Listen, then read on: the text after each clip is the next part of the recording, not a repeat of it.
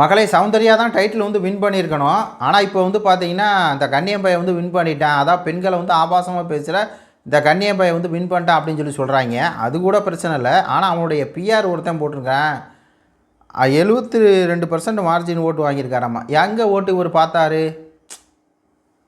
இவங்கெல்லாம் வந்து பார்த்தீங்கன்னா பொய் பிராடு புத்தலாட்டத்தோட உச்சம். அவன் ஒன்றுமே பண்ண மாட்டான்.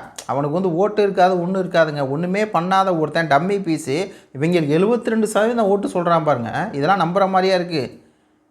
இப்படி சொல்லி தாங்க வந்து சௌந்தர்யாவை டிகிரேட் பண்ணி ஒன்றுமே பண்ணாத ஒருத்தனை வந்து ஜெயிக்க வச்சு காசை கொடுத்து, அதுவும் இந்த படத்தை பாருங்கள். முத்துக்குமார் என்ன பண்ணியிருக்கான்? கருப்பு சாப்பு இது போட்டிருக்கான். டிஎம்கே சப்போர்ட்ரு கலைஞர் கருணாநிதியை பற்றி இவன் பேசியிருப்பான்ல அந்த வசனத்தை. அப்போருந்தே கலைஞர் குரூப்லாம் வந்து உள்ளே வந்து இந்த டிஎம்கேலாம் உள்ளே வந்து பொலிட்டிக்கல் பவர் உள்ளே வந்துருச்சுங்க. அது மட்டும் இல்லாமல் இது கன்னடா பொண்ணு, இவன் வந்து தமிழ் அப்படின்னா இவன் தமிழன் கிடையாது, திராவிடன் தான் இவன். சரியா? அந்த சப்ஜெக்ட் வந்து இந்த சேனலில் பேச முடியாது. பக்கா திராவிடவன், அப்படி இந்த திமுக சப்போர்ட்ருவன். அதன் மூலியமாக தான் அவன் ஜெயிச்சிருக்கான். இவனுக்கு வந்து 72% ஓட்டுன்னு இப்போ பிஆர் சொல்கிறாங்களா, அதெல்லாம் வந்து வாய்ப்பே இல்லை. சௌந்தர்யாவுக்கு வந்து மிகப்பெரிய அநீதி நடந்திருக்கு. இந்த ட்விட்டை பாருங்கள். தெளிவாக வந்து இவன் யார் அப்படிங்கிறத தோல் உரிச்சிருக்காங்க.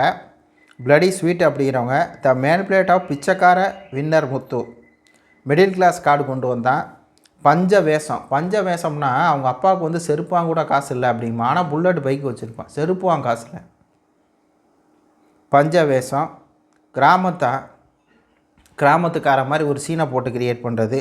நேட்டிவ் பிஆர் அதிகமாக பண்ணது நேட்டிவ் பிஆர் தான். சௌந்தர்யாவை டிகிரேட் பண்ண பாருங்கள் 72% வாய்ப்பே இல்லைங்க. ஏதோ 2% 1% முன்ன பின்னா பரவாயில்ல. ஆனால் 72 சொன்னால் பார்த்தீங்களா, இதுதான் நேட்டிவ் பிஆர் வேலைங்கிறது. மெயினாக அபியூசர் ஃபேக் நரேட்டிவ்ஸ். அதாவது அபியூசர்னா எப்படின்னா, பெண்களை வந்து எந்த அளவுக்கு கேவலமாக பேச முடியுமோ அவங்க அம்மா முன்னாடி அவங்க அம்மாவே திட்டிடுவான் போல இருக்குது. அந்த மாதிரி ஒரு ஃபேக் அபியூசர் அவன். ஆனால் வந்து அது மட்டும் இல்லாமல் ஃபேக் நரேட்டிவ், அடுத்தவங்களை பற்றி அவங்க செய்யாத விஷயங்களை செஞ்ச மாதிரி நரேஷன் பண்ணக்கூடிய ஒரு கேவலமானவன்.